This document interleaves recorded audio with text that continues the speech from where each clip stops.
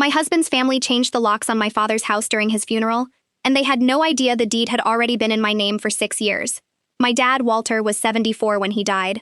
My mom passed away when I was 26, quickly, of a stroke, on a Wednesday morning while she was watering the ferns on the back porch. And for the 11 years after that, it was mostly the two of us. Thursday phone calls, Sunday dinners whenever I could make the drive, and a house on Larkspur Street he refused to leave even after his cardiologist started using the words, assisted living. He was stubborn in the specific way widowers get, the kind who fixes his own gutters at 72 out of pure spite, and I loved him for it more than I ever told him to his face. 6 years ago, on his lawyer's advice, he had the deed transferred into my name, with a clause letting him live there for as long as he wanted. It wasn't sentimental. It was paperwork, the kind estate lawyers recommend so nobody has to guess what a parent wanted once they're gone, and so no hospital or nursing home can ever come after the family home to cover a bill. He told me over meatloaf at his kitchen table, sliding the folder across like it was nothing. This way nobody can talk you out of anything after I'm not around to back you up. I filed my copy of the deed in a drawer in our condo, under the warranty for a blender we no longer owned, and didn't think about it again for 6 years. Then, about 14 months before Dad died, my husband's family started thinking about that house a great deal. It was a Sunday dinner at Dad's place, the kind we did most weeks. My husband Ray's whole side crammed around Dad's old oak table, because Dad loved a full house more than he loved quiet, and because Ray's parents lived 20 minutes closer to him than we did. My mother-in-law, Carol, set her fork down in the particular gentle way she does right before she asks for something enormous, and said maybe it was time to put some other names on that deed, just to be safe, since we're the ones actually doing the work now. Dad laughed, said something about not being dead yet, and asked if anyone wanted the last of the mashed potatoes. Nobody else at the table said a word. Trevor studied his plate very hard. Jonah, at the far end, the quiet one even back then, glanced at me for just a second before looking back down at his food, which I didn't think anything of at the time, because Jonah looking uncomfortable during a family dinner wasn't exactly news. I told myself it was nothing. Grief makes people say strange things in advance, I thought. I was wrong about the timeline, but I wasn't wrong about the grief. 5 months before Dad died, my brother-in-law Trevor started using Dad's garage. He and his wife Priya were redoing their driveway, he said, and he just needed somewhere to store his tools for a few weeks while the concrete guys worked. 2 storage totes, a table saw, and an F-150 full of lumber later, a few weeks, had quietly become a standing arrangement. I brought it up once, gently, and Trevor laughed and said, "It's not like Dad's parking anything else in there," which was true, and which was also, somehow, exactly the kind of true that made my stomach hurt. By Christmas, Trevor had his own code for Dad's garage door, and a habit of calling it the shop.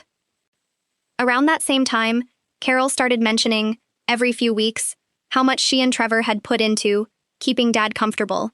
The ramp for the front steps, the shower bar, a nicer hospital bed than Medicare covered, always as a passing comment, never quite a request, until the week before he died, when she told me directly that she assumed the family would be sorting out reimbursement once things were settled. It came to about $4,000 by her count. I paid her the $4,000 in full within a week of the funeral, specifically so that nothing about that house could ever end up being about money that was owed. 10 months before Dad died, on one of my Thursday visits, he waited until Ray had gone out to move the car and told me, in the flat, deliberate voice he used when something actually mattered to him, "Don't let them wait me out." I asked him what he meant. He just shook his head and said, "You'll know when it matters. Just don't let them wait me out." I didn't understand it then. I understood it completely, 11 months later, standing on his own porch. 6 weeks before Dad died, hospice moved a hospital bed into what used to be his study, and nurses started coming 3 times a week. I was standing in the hallway with an armful of clean towels the day Carol told the head nurse, right in front of me, that she was the primary contact for the house, and that they should call her line first. 2 days after that, I found out she'd told the pharmacy to switch Dad's refill pickup to her address since she was closer, without asking me, without asking Dad, who by then couldn't always remember what day it was. She'd started saying our place by then, not Walter's place, not even the family place. Our place, like it was already decided, like 6-year-old paperwork sitting in a drawer, had quietly stopped counting. I remember deciding, again, that today wasn't the day to have that fight. There's always a version of you that thinks the fight can wait. I was that version for 14 months. Dad died on a Tuesday morning in March, in his own bed, in the house he'd lived in for 31 years, with Ray's hand on his shoulder because I couldn't get there in time, and Ray had gone in my place. I've made my peace with that, mostly. The funeral was the following Monday, at the same church where he'd married my mother 46 years earlier. Dad's sister, my Aunt Sandra, had spent weeks organizing a reception afterward. 40-some relatives driving in from 3 states, all of it planned to happen back at the house, the way these things always had in our family, going back to when I was a kid and every holiday ended with the whole driveway full of cars. At the graveside, under a sky that couldn't decide whether to rain, the priest talked about a man who fixed everyone's cars for free and never once missed a Little League game, mine included, 20 years after I'd stopped playing. They played In the Garden, Dad's favorite, the one he used to hum off-key doing dishes, and I made it exactly 1 verse before I had to stop singing. Gene, Dad's fishing buddy of 30 years, read a poem he'd clearly practiced and still couldn't get through without stopping twice. For about 4 hours that day, standing there holding Ray's hand in a black dress that still had the tags cut off that morning, I actually forgot the deed existed. I forgot almost everything except the specific, physical fact of my father not being anywhere anymore. We drove straight from the cemetery to the house because the reception started in half an hour and I still had the folding chairs sitting in my trunk, plus 2 coolers of lemonade Aunt Sandra had asked me to bring. My key didn't turn in the front door. I tried it twice, then a 3rd time, thinking it was just my hands shaking from the graveside, and then went around to the back door off the kitchen, and that one had a brand new brass deadbolt where Dad's old tarnished one used to be, the kind that still had a little sticker on it from the hardware store. I stood there for a second with my hand on that cold brass, doing the specific math grief makes you do in moments like that. How many years I'd had a key to this door, how many times as a kid I'd come home to find it unlocked entirely, because Dad never once worried about anyone taking anything from him. Through the window, I could see Biscuit, Dad's 13-year-old beagle, standing at the glass with his leash and his water bowl sitting outside on the porch step, tail going, like somebody had taken him out to do his business that morning, and then locked the door again without a second thought for how he'd get back to his food, his water, or the recliner he'd slept in every night of his life. My phone buzzed before I'd even finished trying the door a 3rd time. It was Carol, in the family group chat, typing to every relative in it at once. Wanted to let everyone know Trevor and I handled getting the house ready for today.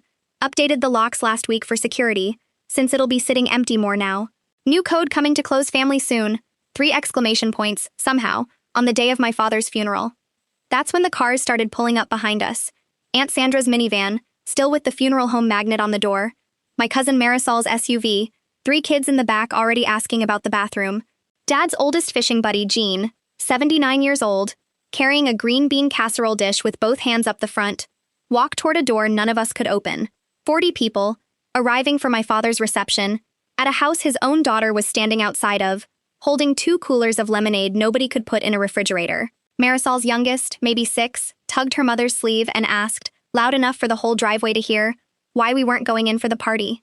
Marisol just said, grown-up stuff, baby, and left it at that. I called Carol. She picked up on the 2nd ring, and she sounded cheerful. Genuinely cheerful. Like she was expecting a thank you card. Isn't it nice, she said, that we finally have a real base for the whole family? You and Ray are always so busy. Someone needed to be the one holding it down. I told her, as evenly as I could manage with Jean's casserole steaming 20 feet away and my cousin's kids asking where the bathroom was, that the house wasn't a base for the whole family. It had been mine. For 6 years. There was a pause, and then Trevor's voice cut in. She'd put me on speaker for an audience I hadn't agreed to. Come on, he said. She doesn't need this house. We do. We've got 3 kids in that school district, and you 2 are in a 2-bedroom condo downtown. That's not how deeds work, Trevor. It's how family works, Carol said, back on the line, her voice sharpening now that the cheerfulness wasn't landing. We were here every single week for 2 years, changing his catheter bag, filling his pill organizer, driving him to appointments, while you called on Sundays. You want to talk about what's fair? Ray, standing beside me this whole time with a cooler of lemonade in each hand, finally found his voice. Mom. This isn't happening. Give her the house back. Carol didn't even look at him, which was somehow worse than if she'd argued. Ray, honey, you're grieving. You're not thinking straight about your own kids' futures. Like grief had made her own son unreliable, and left her, somehow, the only clear-headed person on that street. What Carol said next landed exactly where she meant it to. Because some of it was true. I did call on Sundays. I did live an hour away, with a job that ate my weekdays whole, while Carol drove over on Tuesdays and Thursdays with a crock pot and a blood pressure cuff. Standing on that porch with my father not yet 12 hours in the ground, for one genuinely ugly second, I believed her. I want to be honest about that, because the story only makes sense if I am. Guilt is a real tool, and she used it well, and some tools cut people who deserve it and people who don't in exactly the same motion. Then I noticed my sister-in-law Priya, Trevor's wife, turn away from all of us and start digging through the diaper bag for absolutely nothing. Hard enough that I understood she didn't want to be looking at any of our faces right then. Even inside their own plan, this had a smell to it. While I was still standing there with the phone against my ear, my screen kept lighting up. The family group chat had found out, and it had opinions before it had facts. My cousin Deb, not the time for drama, everyone just be adults. Ray's Uncle Frank. Carol and Trevor have been carrying that house for 2 years, maybe let them have this one. My cousin Marisol, more gently but no more helpfully. Can we all just get through today? Nobody in that chat had seen the deed. Nobody had asked to. They just watched 2 years of casserole dinners and pill organizers from a safe distance and decided that counted for more than paperwork nobody remembered existed. Trevor walked back to his truck and came back holding a folded piece of paper, and something in the way he held it. Up, not out, like evidence in a courtroom drama, angled so the crowd could see there was writing on it without anyone actually reading it, told me exactly what was coming. Dad wrote this out for us, he said. Almost a year ago. Settling things. In case anyone ever wanted to make it complicated. I asked to actually hold it. He hesitated just long enough for me to notice, then handed it over. It wasn't dated. It wasn't signed. The handwriting leaned right, the way Dad's never did. His was small and cramped and always leaned left. 30 years of holding a pen the way his own father had taught him at a kitchen table not unlike this one. And it didn't mention my name once, or Trevor's, or Carol's. It talked about the family keeping the family home, in the vague, generic language of something written to be waved around at a moment exactly like this one, not signed and witnessed like 6 years of actual paperwork had been. I didn't argue with the paper. Arguing with a piece of paper that isn't real is a game you can lose even when you're right, because it turns a fact into a debate. And Carol had 30 years of practice winning debates in front of an audience. So I didn't debate. I sat down on the porch step, with Jean's casserole still steaming somewhere behind me and 40 relatives now openly staring instead of pretending not to, and I pulled out my phone. I pulled up our county's property records website, the same one I'd used exactly once before, 6 years earlier, at Dad's kitchen table, to make sure the transfer had actually gone through and hadn't gotten lost in some clerk's stack of paperwork. I typed in the address. It took 4 seconds. My full name, right there as grantee. The instrument number, the recording date, 6 years old, time-stamped, public, searchable by literally anyone standing in that driveway with a phone in their hand, which, as it turned out, was most of them. I held the screen up so Carol, still standing in the doorway with her arms crossed, could read it for herself. You can look at it right now, I said. It's not a family base, and it's not a piece of notebook paper with no date on it. It's a house with my name on the title, recorded 6 years before you ever put a single tool in that garage. Carol's mouth opened, and for the first time all afternoon, nothing came out of it. Trevor grabbed for my phone the way you'd grab for something on fire, like getting it out of my hand would make the record stop existing. I pulled it back before he could reach it. Somewhere behind me, I heard Aunt Sandra say quietly, to nobody in particular, "Oh, Carol, what did you do?" My cousin Marisol quietly steered her kids back toward her SUV, murmuring something about getting them a snack, which everyone understood to mean she didn't want them watching whatever was about to happen next. I called the sheriff's non-emergency line, right there on the porch, in front of 40 people who'd come dressed for a reception and were about to get something else entirely, and asked for an officer to come do what's called a civil standby, someone to keep the peace while a legal homeowner gets back into her own property. No charges, no arrests, just a uniform presence so nobody does something in front of a crowd they'll regret in front of a lawyer later. The dispatcher told me 20 to 30 minutes. Those were the longest 20 minutes of a day that had already had a funeral in it. Carol tried a softer approach once the group chat had gone quiet on her. A hand on my arm, a lowered voice. Let's not do this in front of everyone. We can figure out an arrangement that works for both families. I told her the arrangement had been figured out 6 years ago, by a man who'd made sure of it specifically so nobody would ever get to have this conversation with me on the day of his funeral. She took her hand back like the porch step had gotten hot. Ray set the coolers down and stood next to me without saying anything else, just close enough that our shoulders touched, which after 17 years of marriage is its own kind of sentence. Jean was still standing there with that casserole the whole time, arms clearly tired, but nobody had the heart to tell a 79-year-old man to just go sit in his car, so my cousin Deb finally walked over and just took it from him, which was the single most useful thing anyone in that group chat did all day. At one point, Aunt Sandra, who'd spent 30 years averaging out every fight in this family, walked up onto the porch and tried to broker something. She suggested, gently, that maybe everyone could sit down after the reception, cooler heads, lawyers if it came to that, and work out some kind of formal arrangement so nobody had to feel shut out completely. It was a generous offer, and a reasonable one, and Carol looked at her like she'd suggested we split my father's ashes 4 ways. "There's nothing to work out," Carol said. "It's already been decided." Aunt Sandra looked at me, then back at Carol, and didn't offer again. Trevor tried one more angle while we waited. "We'll just get a lawyer then," he said, like it was a threat. "You should," I told him. "Bring them the same website I just showed your mother. It loads just as fast for them as it did for me." He didn't have anything to say to that. When the deputy's car finally turned onto Larkspur Street, her name was Delgado, and she had the unhurried, faintly bored manner of someone who's done exactly this kind of call 100 times and finds most of them resolve themselves within 10 minutes once the paperwork comes out. She looked at the county record on my phone. She looked at my driver's license, comparing the address twice. Then she radioed it in and had dispatch pull the same county record independently, just to be thorough, before she said another word to anyone. Only once dispatch confirmed it back to her did she turn to Carol and Trevor and ask, in a perfectly level voice, whether either of them had any documentation showing they held any legal interest in the property, and gave them a full, unhurried moment to answer before either of them had to. Carol mentioned an understanding she'd had with Walter, going back years, about how the family would always be taken care of. Trevor held up his folded, undated, unsigned piece of paper again, and when Officer Delgado asked to see it and then asked, mildly, whether it was notarized, witnessed, or filed anywhere, Trevor's jaw worked for a second before he said, flatly, like it settled the matter on its own, "She doesn't need this house." "We do." That's when Jonah, Ray's younger brother, who'd been standing off to the side the entire afternoon with his hands jammed in his pockets, saying absolutely nothing, finally opened his mouth. "Mom," he said, and his voice cracked a little on it, "tell her the truth. You had the locksmith booked 2 weeks ago.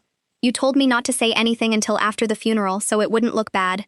The yard went dead silent, in a way 40 relatives standing in a driveway rarely manage. Carol's face did something complicated and fast, surprise, then something harder, aimed at her younger son. Trevor wouldn't look at his own brother. Priya finally looked up from the diaper bag. Officer Delgado didn't need to hear anything else. She told Carol and Trevor, in front of everyone, that the recorded deed made the legal ownership clear, that continuing to deny entry to the documented owner could be treated as unlawful, and that the simplest and best thing for everyone, on a day that already had enough in it, was to hand over the new keys and let the family have the afternoon they'd actually driven in for. Trevor handed the keys over without another word, got in his truck, and pulled out of the driveway so fast he clipped Aunt Sandra's trash can, sending it rattling into the hedge. Carol lingered a moment longer. On her way past me, quiet enough that only I could hear it, she said, "You'll regret freezing us out over a house." I didn't answer her. I let her have the last word, because I already knew whose regret this driveway actually belonged to, and it wasn't going to be mine. We had the locks rekeyed within the hour, a locksmith named Pete who does the whole county and didn't ask a single question. God bless him. Biscuit got his dinner about an hour late and forgave every single one of us instantly, the way old dogs always do, circling twice and collapsing onto Dad's recliner like the whole afternoon had never happened. The reception happened anyway, quieter than Aunt Sandra had planned, but real. 40 relatives eating green bean casserole in my father's kitchen while I stood at his counter. In my funeral dress, finally home. Gene told his poem again, all the way through this time, without stopping. Aunt Sandra gave the toast she'd apparently rewritten in the car, thanking, of all people, Officer Delgado, who was still finishing paperwork in the driveway and looked deeply uncomfortable being toasted by 40 strangers. Nobody brought up the family base again. Not that afternoon, and not once since. A few people texted apologies in the days after.